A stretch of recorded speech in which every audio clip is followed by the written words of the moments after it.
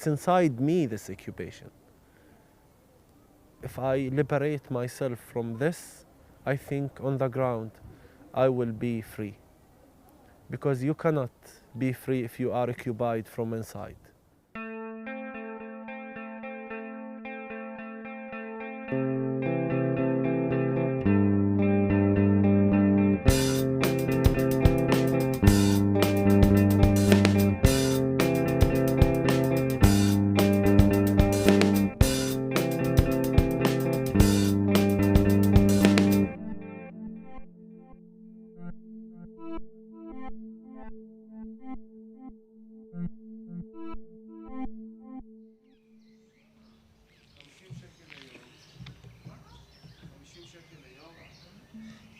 When I was 17, I came to Israel for the first time, to this kibbutz, joined an Ulpan, studied Hebrew, and I really felt an attachment. I really felt close to the place. I was relating as a Zionist, I was relating as somebody looking for Jewish identity. I had been involved, not ever religiously, but I had been involved in different youth groups, Jewish youth groups when I was younger. And I just really got the Zionist bug. I'm of the World War II generation. I was born in Vienna. My family had to flee. Came from a very Zionist home. It was very much in the air, and it seemed a natural thing to do. This was 1951, and I lived in a kibbutz. I worked in a kibbutz for many years, nearly 20 years. My parents went through the whole Eastern European thing, pogroms, refugees, Nazis, and so on. And so this was very, very significant for them, and that was passed on to me. I lived in Jerusalem my whole life, and here the conflict is very visible. You walk down the street, you have border police checking Palestinians' IDs to see if they accidentally have a green ID, meaning they're not residents of Jerusalem, they're not allowed to be here. You really have it everywhere. Of course, we had suicide bombers and terrorist attacks. And that's like what I grew up in.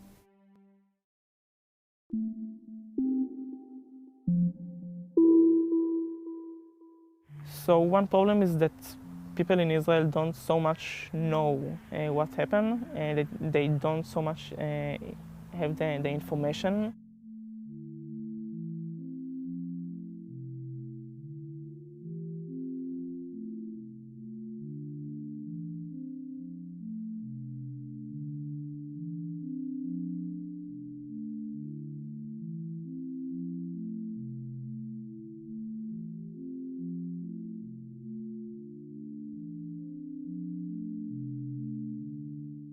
When I came to Israel, I didn't know that there had been people living here before '48. I knew that this was a desert. That's what I knew. The way it is taught to us in our history classes, it's almost as if our grandparents came to an empty land and settled there. Have you ever heard the expression, a land without a people for a people without a land? So this is sort of kind of inaccurate, actually, because there were people there. They were called the Palestinians. When we study in the 1948 war, we study about how the Arab armies were much more than us, and we bravely defeated them. And they ran away because they just disappeared. They didn't even run away. They just were there one day and weren't there the other. And we had nothing to do with it. When we talk about the problematic immigration and settling of the Holy Land of Palestine by Jews, it's not a problem. It's not like a problem of their ethnic or religious identity. It's a problem of the how, of the way in which they sought to settle this land, and they're seeking political sovereignty in the land, and at the exclusion of the local inhabitants, of the Palestinians themselves. Being a Zionist, I didn't offer any other kind of worthy solution or alternative to the people who were living here before. Well, of course, the Israeli narrative starts as that the Jewish people came here to live in peace, and the Arabs, do not want the Jews to live here. This is how things start. So everything that the Arabs are doing is hostile to the Jewish people, and the Jewish people who escaped, the Holocaust and persecution in Europe and all of that, and said never again. They want to defend themselves. This is the basic element of the Israeli narrative of the Israeli-Palestinian conflict. The fact that we are taught it in this way is really problematic because it means that the Israelis are not taught to acknowledge the fact that the Palestinians also have a right to a homeland in this area. In many respects, the histories of the United States and the history of Israel are very similar. They were both founded on ethnic cleansing. They were both founded on an exploitation of the indigenous people of the lands that formed those countries. In terms of understanding the fundamental of the conflict between Israelis and Palestinians, it's really the fact that Israel today controls 100% of historic Palestine. So in other words, if you're going to reconcile the two competing nationalisms of Zionism, or Jewish nationalism, and Palestinian nationalism, you obviously can't have a situation where one side controls 100% of the land. And that's what Israel has done since 1967 when it occupied the Palestinian West Bank, East Jerusalem, and Gaza Strip, in which it continues to do today. We didn't become more secure. We didn't become more safe with the way things are going on now. And without developing dialogue with our neighbors, with our enemies, without considering what the creation of Israel in 48 did to the population that was already living here. Without considering that, without discussing that, without recognizing the fact that there was another history. There's other countries that live around us that really aren't interested in waging war with us, and that we have to solve our differences with the Palestinians some way, one way or another.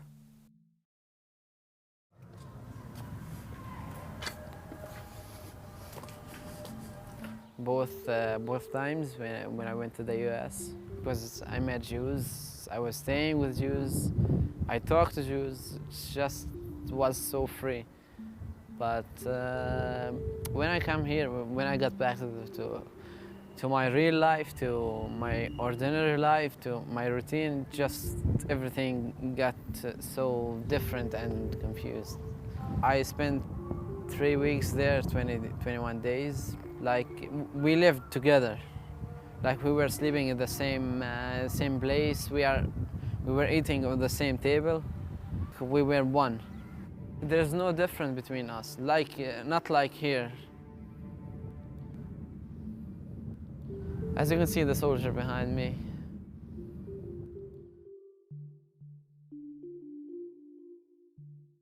I was born to a refugee family. My family in 1948 was thrown out from our village, Kibeba, in Beit Jibrin now. So it was not hard for me to join the first Intifada in 1987. And I was in a prison. I was arrested for 3 months in the beginning. Then after 8 months, I was released. I went back to prison for 4 years. I was courted to be 10 years in the prison. I got a phone call and I was informed that my older brother Yusuf was stopped and killed by Israeli soldiers at the entry of our village. I lost him, and I lost a very important reason to live.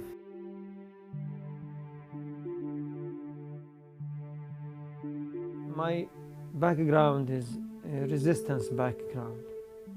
Started from the age of my grandfather. We decided to start throwing stones on the settlers, on the army during our study in the schools, and to block the roads and to disturb the settlers and the army. After that, in the 80s, at the beginning of the 80s, we were kids, I think. They arrested us.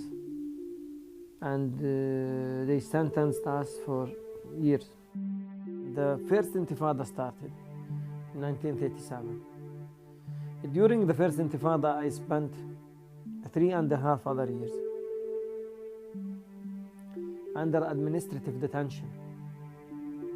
We believe that the resistance is one of the rights of the occupied people to resist the occupiers in different ways, even to use weapons against the armies, against the occupiers.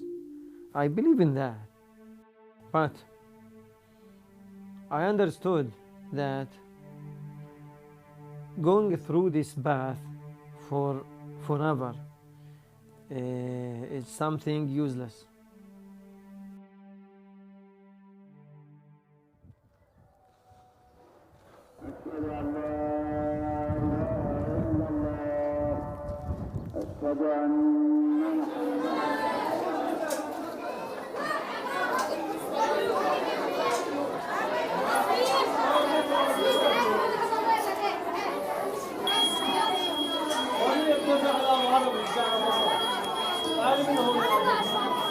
عتيب يا حبيبي شو قصتك؟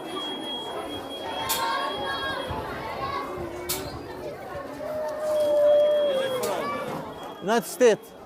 United States. If they come to Hebron and see what's going on, they will change their attitude.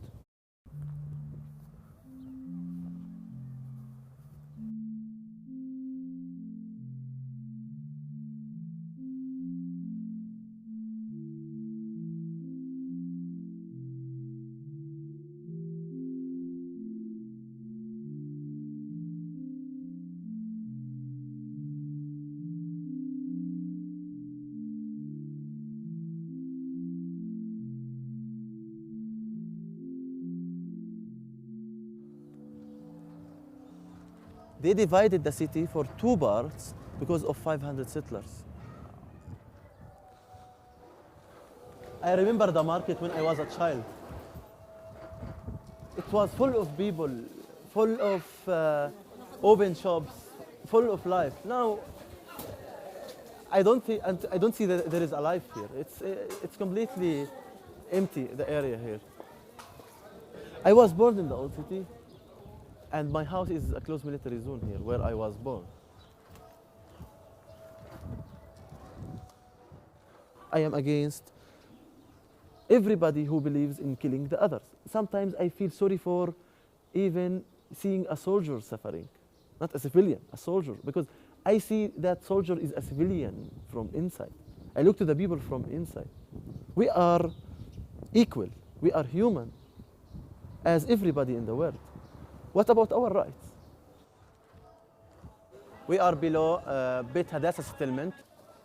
In spite of the presence of the soldiers all over here and the cameras, but the settlers are continuing throwing stones and attacking the people from up, and especially the people who are walking here. So the municipality put this fence to protect the Palestinian from the stones, from the empty bottles, from the settlers' attack from up. The shops here were closed and welded by the army. 12 shops here from 1,800 shops were closed because of the closure policy in Hebron. And the settlers, they occupied the roofs and they created a kindergarten on the roofs. And they created a playground for the settlers on these roofs, which is completely Palestinian and which is completely illegal, even by the Israeli law. The soldiers all the time are here, protecting whom, I don't know. But it's a closure policy, it's occupation policy, to have soldiers, to have police, to have settlers in the middle of Hebron. Here it used to be Hebron. If you talk about Hebron, that you have to come here. All the parking, all the kind of shops, the wholesale market, as I told you, were here. No, now the settlers only are allowed to be here.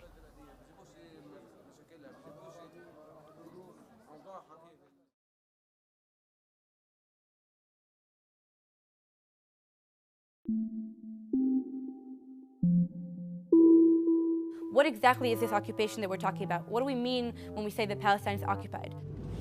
So now we're going into the West Bank, into Area C, which is under full Israeli control.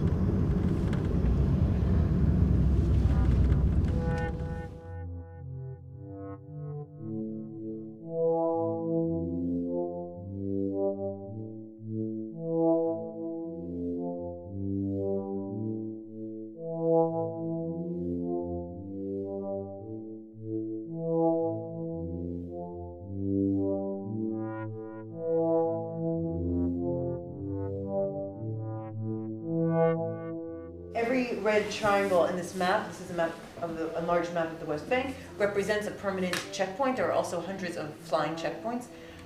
There's a common myth that, or idea, that checkpoints are between Palestine and Israel, between the West Bank and Israel, trying to protect people from Palestinians from coming into Israel. But actually 80% of checkpoints are within the West Bank itself. We talked a lot about the checkpoints controlling movement. The wall is an indispensable part of this system of control.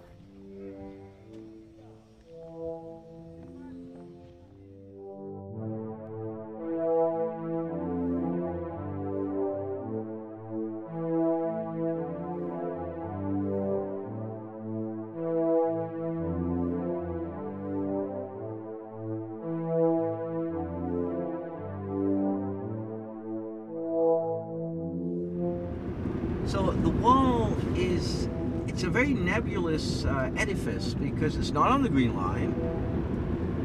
It doesn't encompass all the settlements, and settlements on both sides of the wall are growing.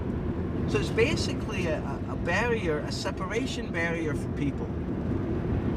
So at this point, this side of the wall is municipal Jerusalem, according to Israel, and the other side is Area B of the Palestinian Authority. Well, it's of course a very difficult position for the Palestinians, but it's a necessary evil because it protects Israeli citizens from Palestinian terrorists.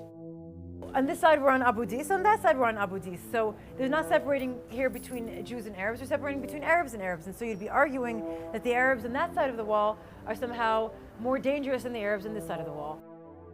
It's the same neighborhood on both sides of the wall here. I mean, this is a neighborhood that grew organically. I used to go shopping there a lot. A lot of people from Jerusalem did. Things were a bit cheaper, get your car fixed and so on. Now there's no access other than going through the checkpoint and around.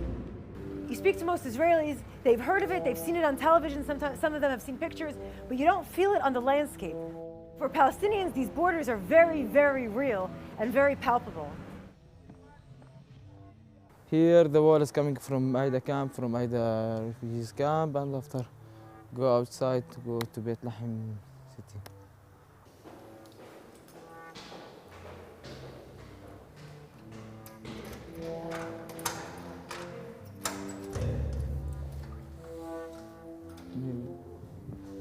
You know, the Palestinian is refused the wall. Maybe sometimes throw the rock, maybe sometimes do some activity beside the wall, just to say to Israel, we are here. Here the wall, sometimes I say we have good benefits from the wall. Some people say you are joking. No, that's true. Now I have some places in the wall to express about myself. From painting or from I want to write anything, refuse Israel, anything about Palestine, I can express in the wall here.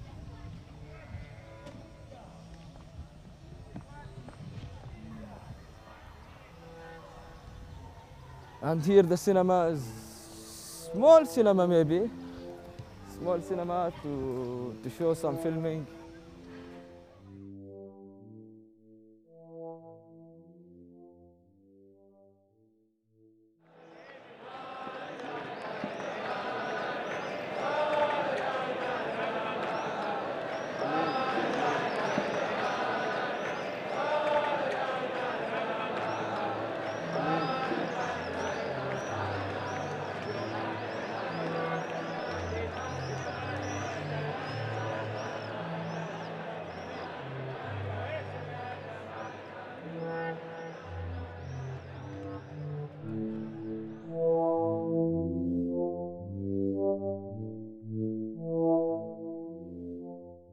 right here, we're about 5 kilometers from the Green Line. So we're already about a quarter of the way into the West Bank.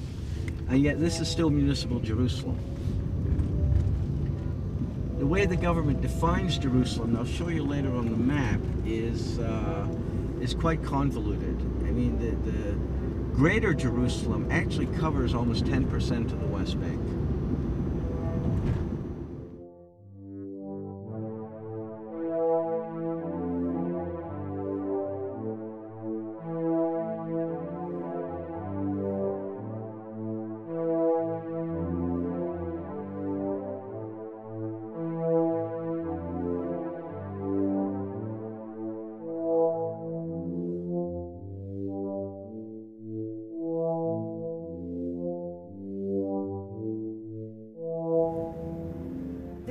Represents today a line of compromise that the Palestinians have by and large agreed upon for recognition of Israel and peace with Israel and normalized relations with Israel. The Saudi plan is a unanimous plan agreed upon by all 22 Arab countries that they will normalize relations with Israel if they establish a Palestinian state on the Green Line. So every time you build over the Green Line, you're basically violating this possibility of compromise with the Palestinians, and it's actually a rather generous plan given that 78% of the land would go to Israel.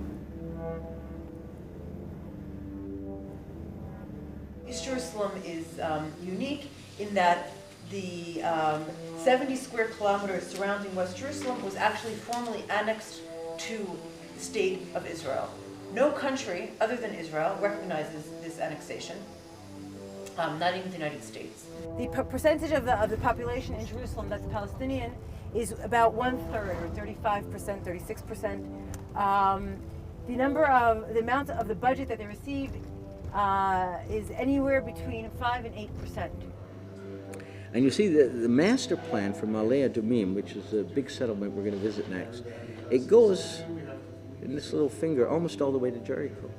Although Ma'ale Adumim, the built-up area, is just here. They have a master plan.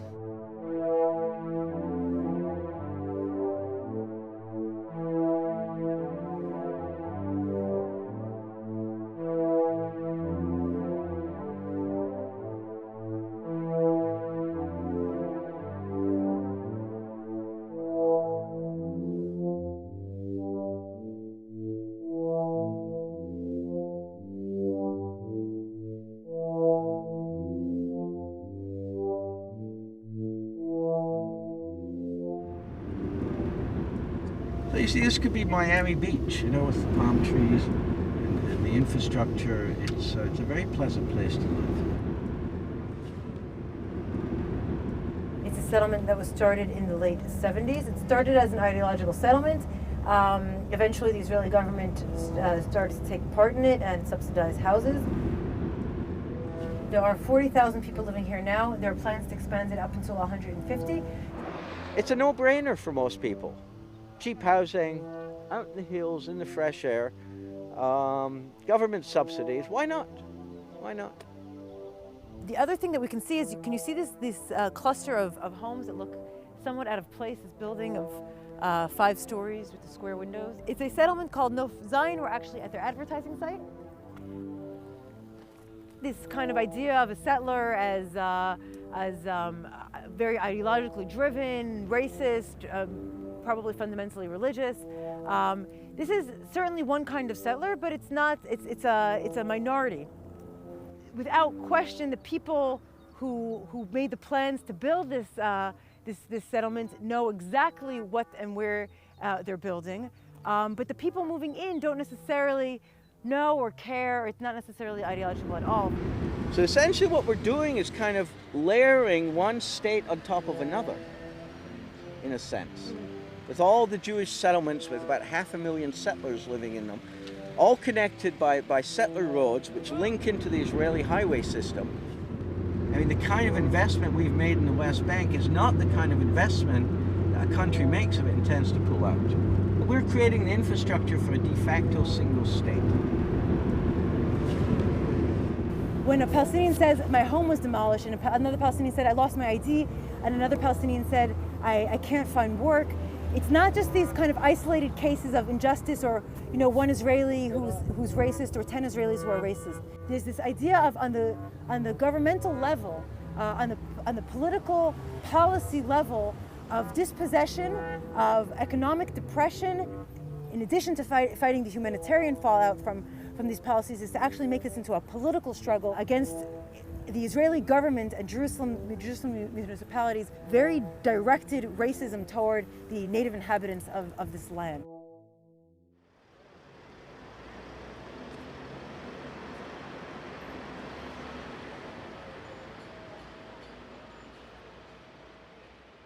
We are going as we are because we are invited and we are guests, and nothing to be scared of. I'm in struggle against occupation since the war, 1967. So is tear gas usually the worst thing that happens, or does no, it's not the worst thing. The worst thing is a bullet in the head. My parents are Zionist immigrants from the 1920. There was about 1 million Palestinians and a few 100,000 Jews in Palestine before the Second World War.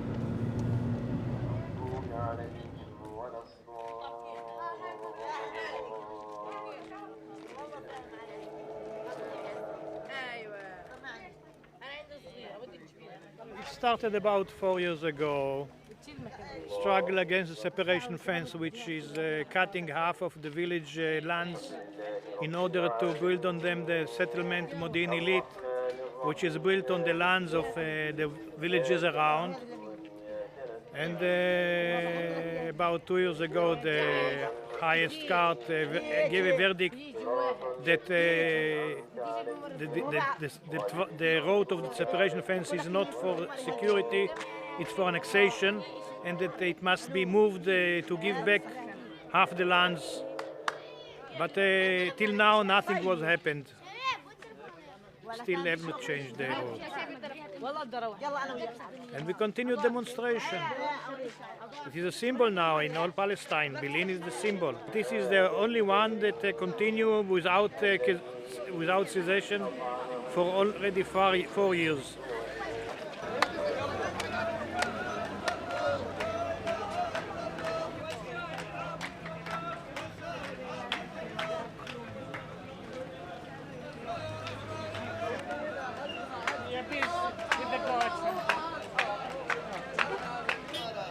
What are you curious about?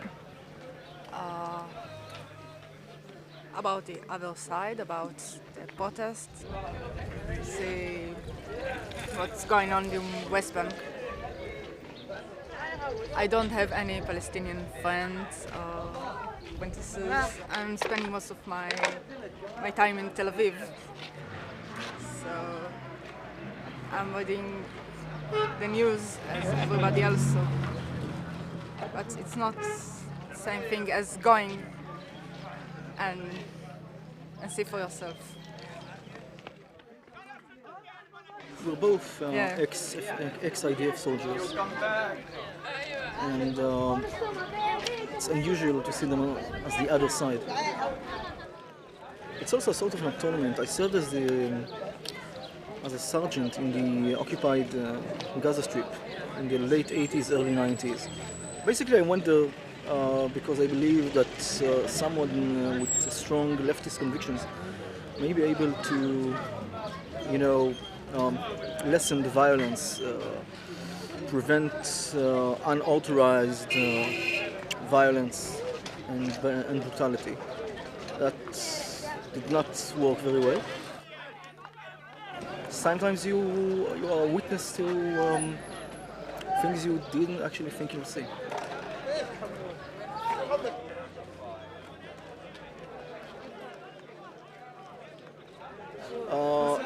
It's ingrained in you to obey orders. You're under heavy pressure, social pressure, to obey order, not to break ranks, be one of the guys.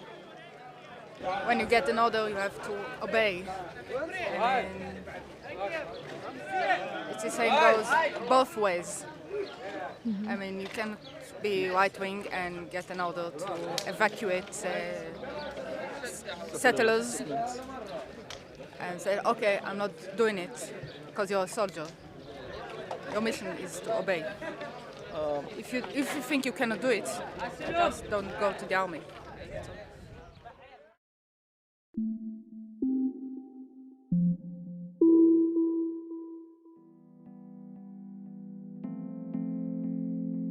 I didn't think of myself as something militaristic, but we wanted to go to the army, to be men and to fight, to see how it is. And we didn't have moral or political problems with this because the army wasn't something political.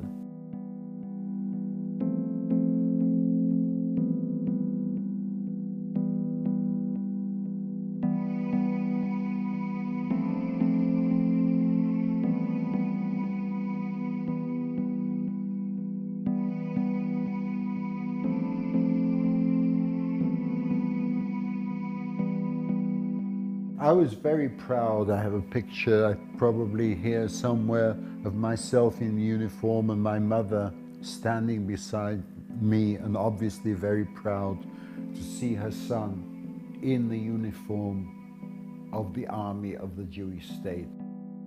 I don't know what you do and do not know about Israel and conscription, but it's not like in the United States. It's mandatory for all Jewish citizens, as well as some non-Jewish minorities.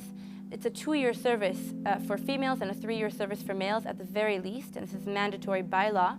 For many years already now, draft dodging, as it's called in Israel, is becoming a widespread phenomenon. And even according to Army statistics, these days up to 40% of those meant to serve don't actually serve.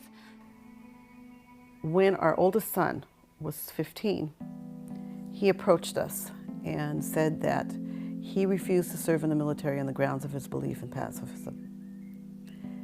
And that was sort of like dumping ice water on my head. The thing that most helped me to get to my decision is the dialogue between me and Palestinians. In these dialogues, I ask them questions and check my, what I believe in. And by their answer, I start to see that it's not, the only truth that I thought about, and then I start to see the reality from their eyes.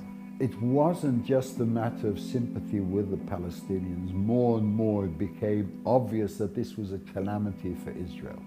And this is what people are not so much aware of. They think that we're doing terrible things to the Palestinians. We're doing terrible things to ourselves. I saw my friends with whom I served in basic training and later on the medics course just turn into different people, and I did not like what I saw.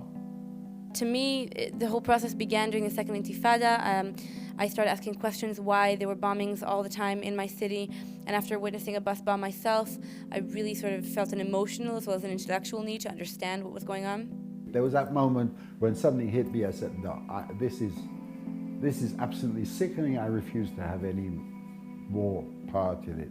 And the ironic thing is that it wasn't that I saw some terrible brutalization of a Palestinian. I saw a grove of almond trees being uprooted in the Sinai desert, and that broke my heart. So this was the time when Israel was the land that made the desert bloom, and here was Israel in the form of an Israeli army tractor uprooting this wonderful grove of almond trees that by great patience and a great devotion had been growing in the desert. This was in the Sinai desert where there's very little water, and somebody had put in a lot of hard work to make those trees grow, and here was a bulldozer uprooting it. Slowly you get to fight with other people in the unit because you don't like Jayyous to be a very good friend, you don't like the way he acts, you don't like the way you act or the way you act about how he acts. Then the unit was kind of divided into two. There was the people that were wild, and the people that were non-wild, the wild people, they became more wild because there was non-wild people in the patrols or the checkpoint shifts or whatever. I guess what happened is, in the end, there was more violence and more wildness. Yesh Gvul, there's a limit, meaning there's a limit to obedience, there's a limit to what an army can demand of its soldiers without them becoming criminals. And soldiers have to be aware of that, they have to be taught, and they have to be taught to stand up at a certain point and say, the order you've just given me is a criminal order, is flagrantly illegal, and I refuse to obey it.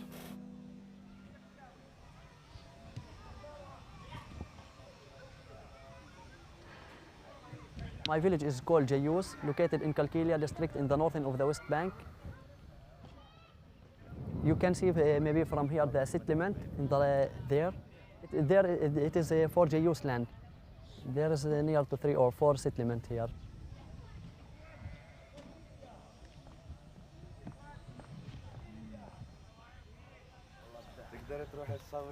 Do you like to go to the gate? The Israeli government announced the construction of the wall in 2002. So everyone, when he wants to go to his land, he must have a permit. And in this time, it is very hard to get a permit.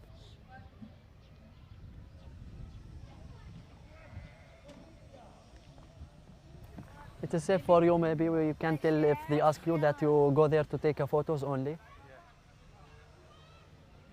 This is the time for the gate to open and for the farmers to go out. They say there is a problem for the army and they close the gate. They close the gate and there's some farmers, they waiting for them to open the gate again. She is one from the EABBI, the attend of this case. They came to the gate to see when the farmer they have any problem, and they know some organization that they can help in this case. She's from Swiss. She's a good friend. They open it now. Oh, they open good. it again. I called the hotline. Maybe they called them. Maybe because they was being allowed for one, and after that they closed the gate. All of the people here in the village, they don't agree this wall, so they start making a demonstration. When the army they saw the people, they arrived there. They start tear gas, and they start. Arrested some of the people, and sometimes also they shooting robot life for the people. After we had this demonstration, the most of the days the army they came and they make curfew in the village.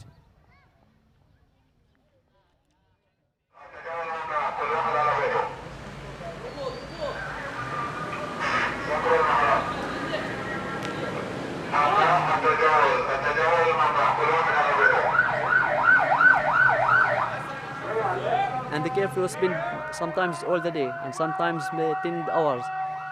And they don't allow for anyone to go out, and they close all the shops, and nobody can go out for pray or for anything. They told him to close the door and go inside.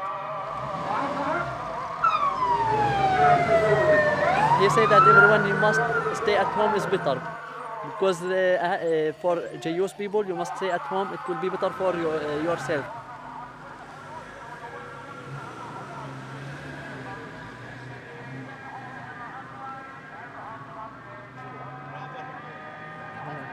Sometimes that when they want to arrest some people, they make a curfew and they don't allow for anyone to go out. And if they catch anyone out, they put handcuffs in his hand and they took him. And like you hear now, don't worry. What was that? They tire sound bump many times. And they came in the middle of the night and they tire like this, sound bump, and in the houses also. Sometimes for a whole night, sometimes for just a few hours. We never know. It really depends. Many times when people come, I tell them, you can come, but you know, maybe you cannot go back in the evening. You should not, if you want to come Friday, you should not have something planned on Saturday morning. But in fact, this is not life in this situation.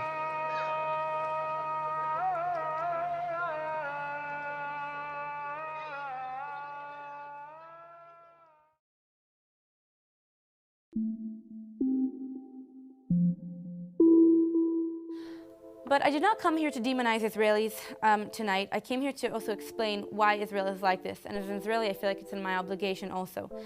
Because Israelis aren't bad people, and necessarily not worse than any other society. But there are a lot of things that make Israelis feel the way that they do, and I think I should discuss them. So the first is really that we are raised in fear.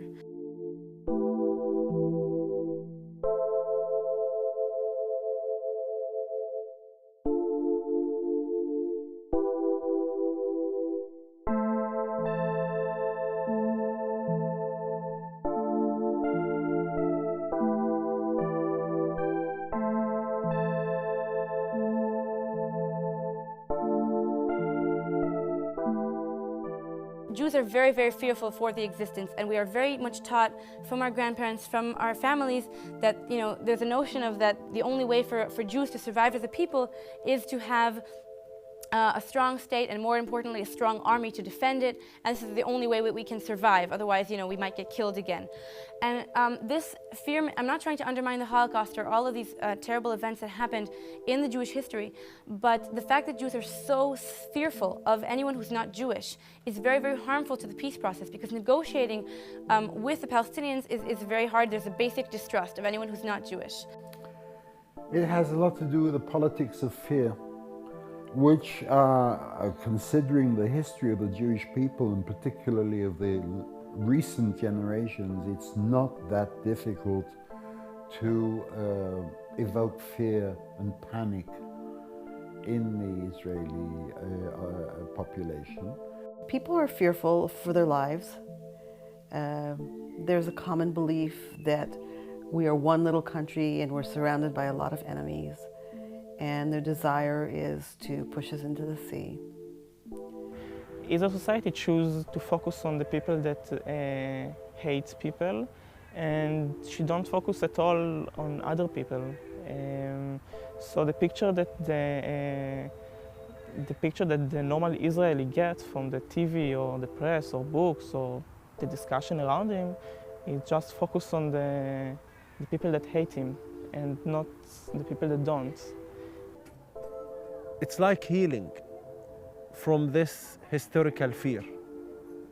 If I am a Jew and I see an Israeli activist who could come and be with Palestinians safe, and they treat him with dignity and love and justice, then my fear as a Jew will become healing in a way.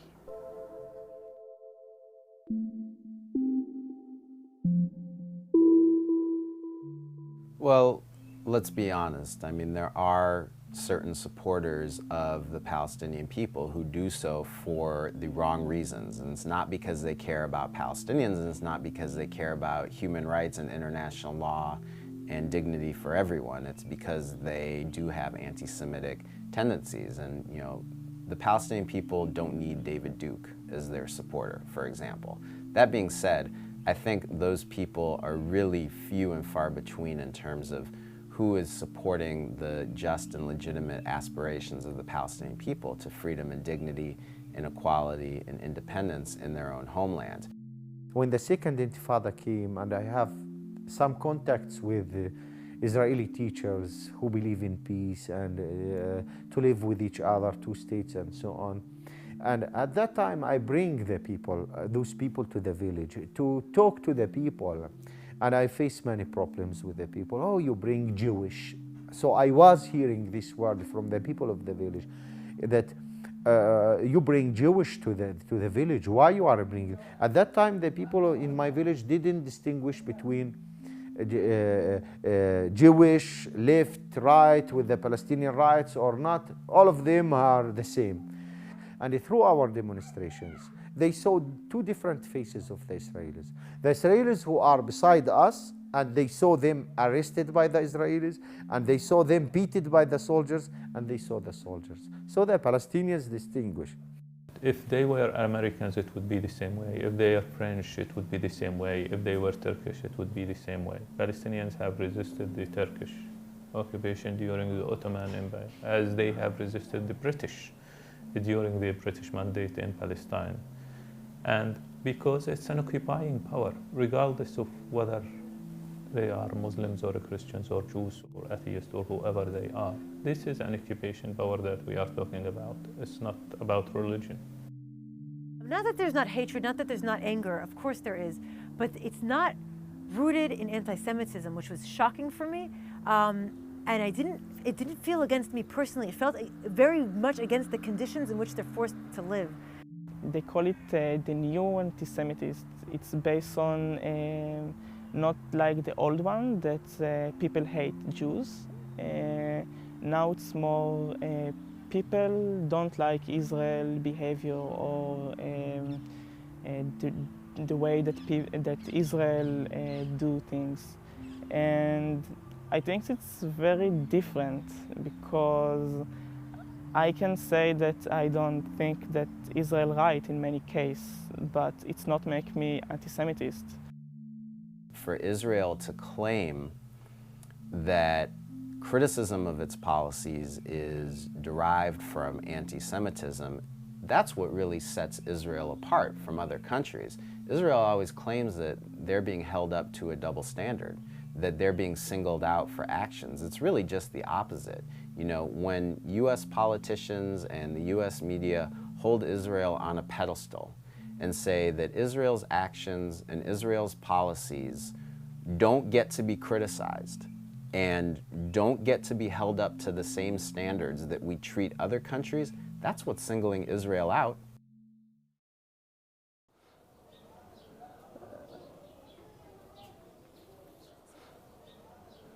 This is one of the entrance of Shuhada Street, which closed completely for the Palestinian. The army, they use it just to go outside to attack houses and to search the Palestinian houses outside the restricted area. Care about the others will care about you. I care about them because I have some Israeli friends, they care about me. If I feel sick, they will call me and ask what's going on. If the settlers attack me, they will call me and ask what's going, we are sorry. But the other Palestinians who are really suffering from the settlers, they don't have anybody from Israel care about them. I hope that all the Israelis, they push the government to stop this violation because it's affecting them in an indirect way. Nobody in Israel asked himself why the Palestinians, they hate the Jewish, why the Palestinians throw stones, or why some suicide bombers, they go to Tel Aviv. This is the reasons.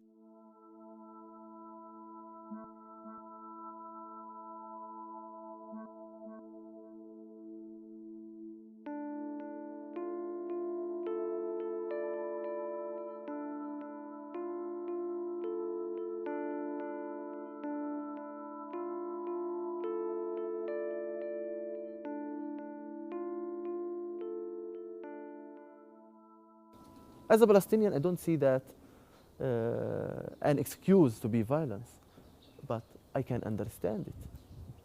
Go to the roots to any problem, you can solve it.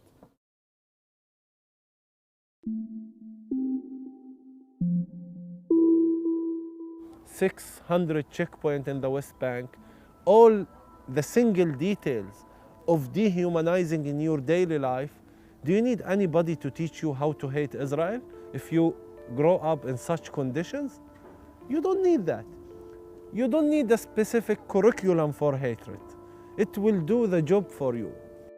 We are pushing the Palestinians into a corner where they have nothing to lose. And there's nothing more dangerous than an enemy who has nothing to lose. Things can't get any worse. I might as well blow myself up. That's the worst of the worst.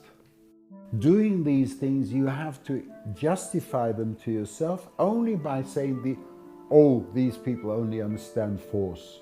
We have to show them who's boss. They're not really like us. They're second class. They're in some way to dehumanize them. But you can't have security while you're oppressing people, because people will always resist their oppression.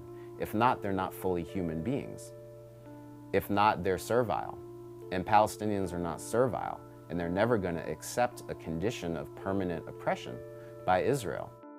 Now, in specific, some people do actually teach their children, or they want to educate their children to become fighters, and others also teach their children how to be nonviolent, and others teach their children how to educate themselves.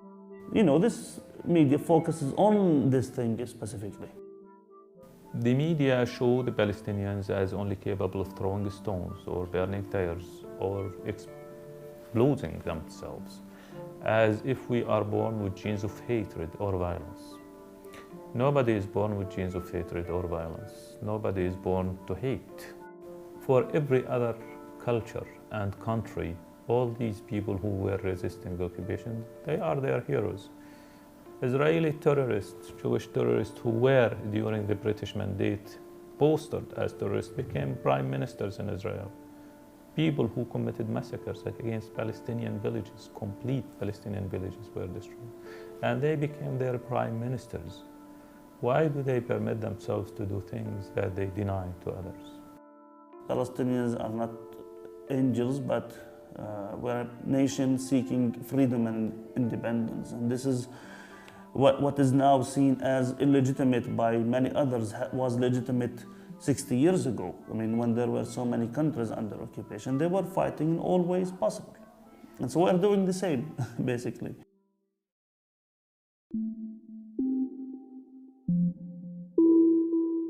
The second Intifada started.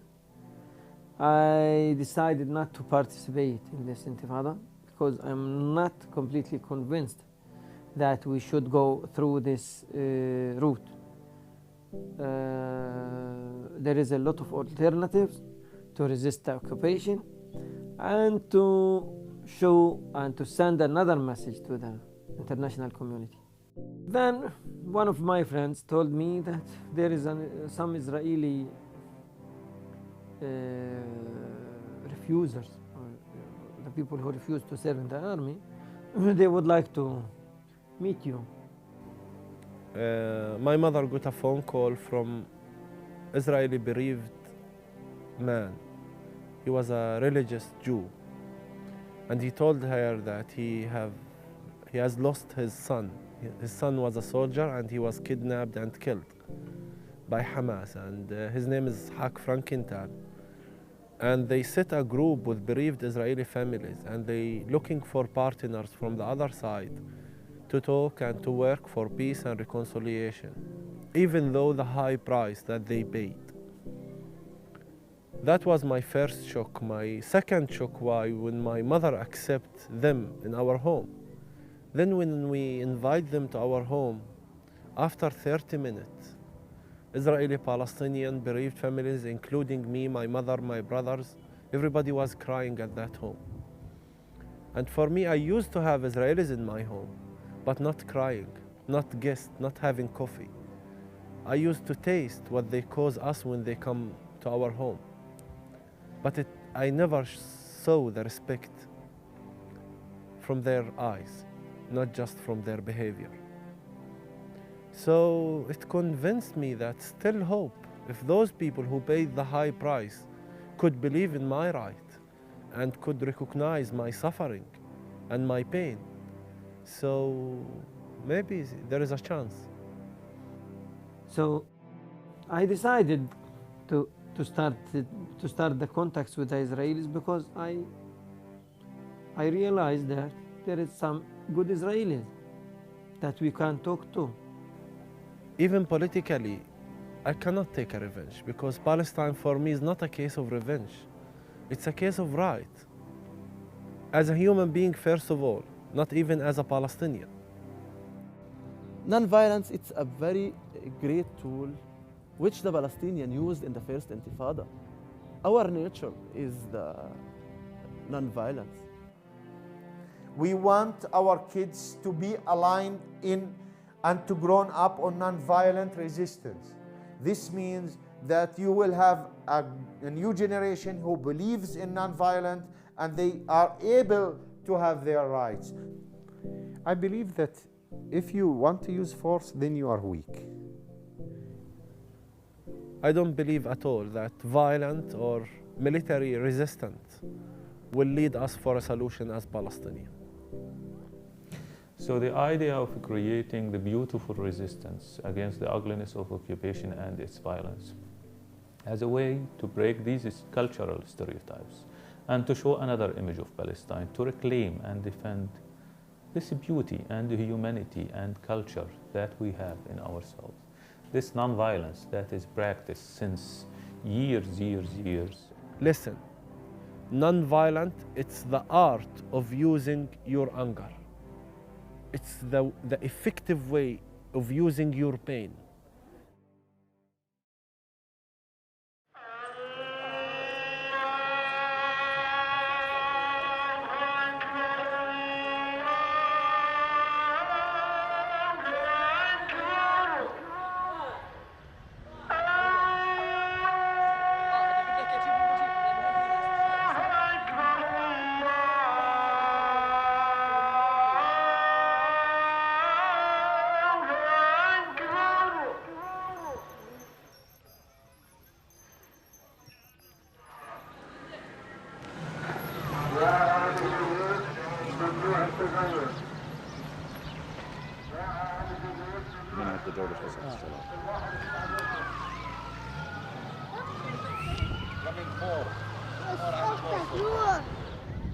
Was there a protest at all?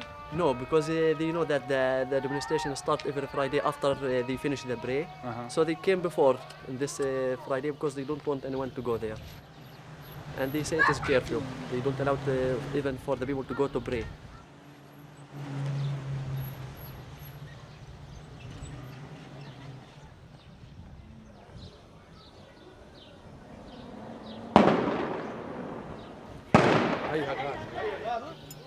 Tire gas.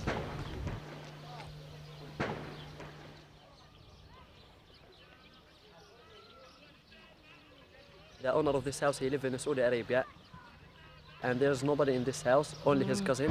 So every Friday they go to this house and they stay in the roof. And you see when they make the curfew that we are stay like we are staying in jail. Nobody can go. We are not free. We cannot go to continue our work. We cannot go to work. Just we can stay all the time in the house, and it is really we are feel boring of that because it is also not one day. The most of the days they came and they make curfew. It's a sound bomb.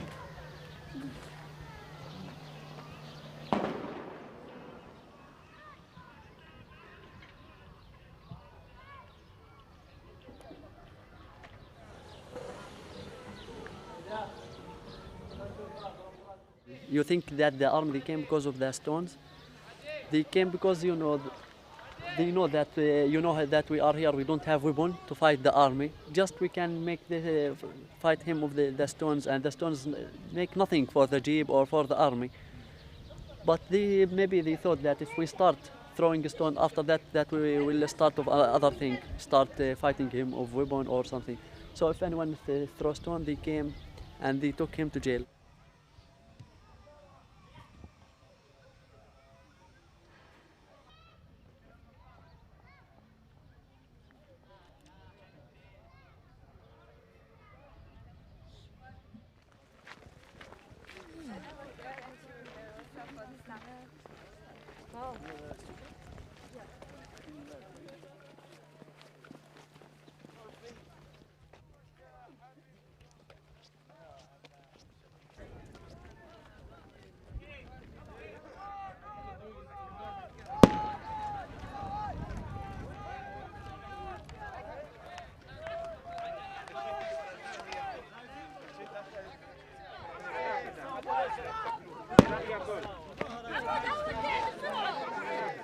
Is that a rubber bullet or a real bullet?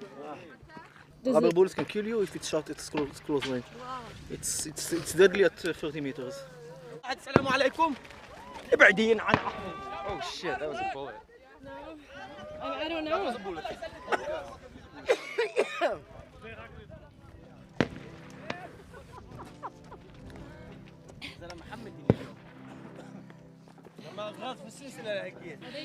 Whizzed right by us.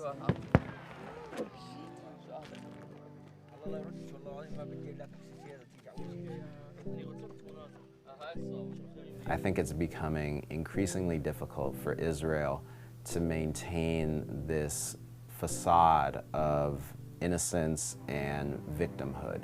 And that's both within the general population in the United States and also amongst Jewish Americans. And I think that that kind of mainstream discourse has cracked wide open in recent years.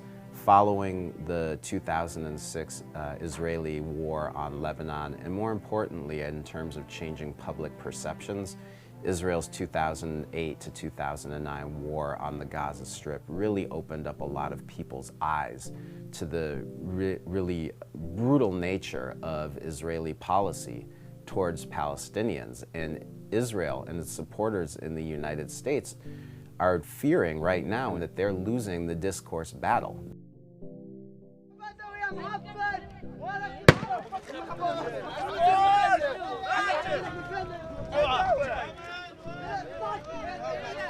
The struggle is being seen more in the light of self-determination, of freedom, of independence, and that Israel is blocking these things from being achieved for the Palestinian people.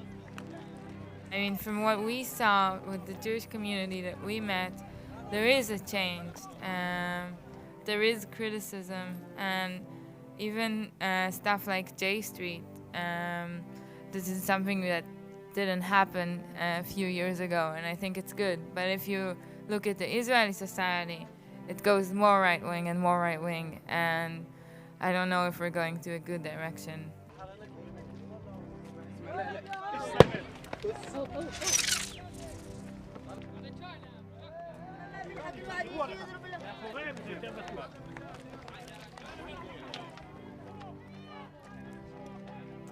Well, I think that the history of oppression that Jews have faced throughout the millennia can be interpreted in one of two ways for contemporary Jews around the world.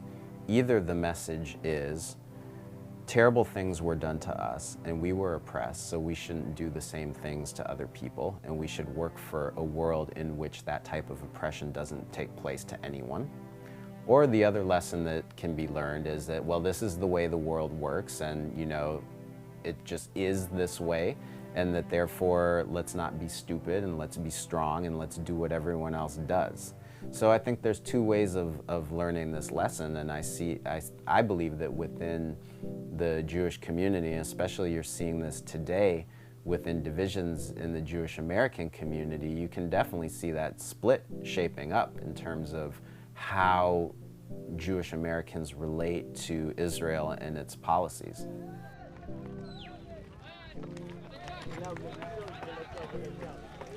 So what do you guys think so far? A bit scary. Yeah. If Israel could overcome their fear, if they succeed to do this, Israel will survive. Because you cannot occupy a nation for years and expect you will live in security. You cannot do that. Palestinians are under occupation. And if you can do something, just come to visit Palestine. And then you will see the reality. And then you will be an ambassador for the reality, for the truth. Come and judge. Don't say that I am with the Palestinians or with the Israelis.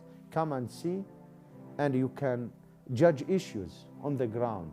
One of the things that changed my opinion about the area is going to Palestine and speaking to people, and all my stereotypes and my preconceived ideas being very seriously challenged.